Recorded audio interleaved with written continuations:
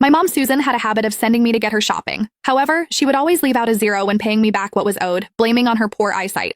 I never minded. In fact, I would just cover the cost without another word. Then, Summer, my sister, had to throw shade. Mom sends you money whenever she wants something. You never show us the actual cost, though. I bet you're making a nice little profit off Mom behind our backs. Susan smiled and didn't even bother to defend me, as if confirming Summer's accusations. My heart sank. Over the years, I had bought her things from major appliances to the smallest groceries, and each time the payment she sent was short. Susan would just brush the whole thing off by saying, "Oh, my eyes aren't what they used to be. My bad." I had poured hundreds of thousands into her expenses, only to end up with a reputation as a thief who cheated her own family.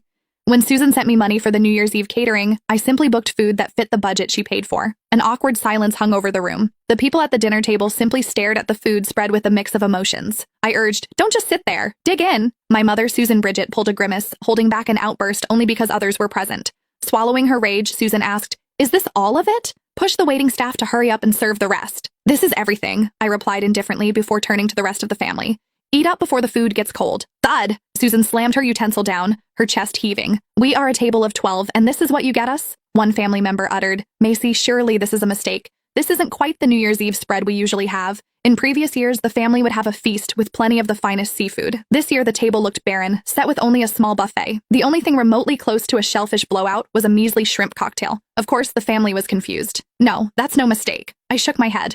Infuriated, Susan pressed, "I gave you money to host the New Year's Eve party, and this is what you're serving everyone?" I glanced at the spread and sighed. Well, this is the best I can do with a limited budget. My sister, Summer Fowler, said, her finger up my nose, "Who are you kidding? I know for a fact that Mom wired you $4,000 for the catering. I doubt there's even $500 worth of food here. Did you pocket the rest? I know that you're always finding excuses to buy things for Mom and overcharge her for the errands, but you've gone too far this time." Following the statement, the family gave me looks filled with judgment. Susan said, "Normally I'd let this behavior slide, but it's not every day that we get to be together with family. Do you think this is appropriate?" My little cousin, Leon, started to throw a tantrum. "Dad, where's the crab? Didn't you say we'd be getting a seafood boil?" Aunt Tanya uttered accusingly. "Macy, this kind of behavior is beneath you. How can you do such a thing?" The rest of the family voiced their criticism. Susan jumped in.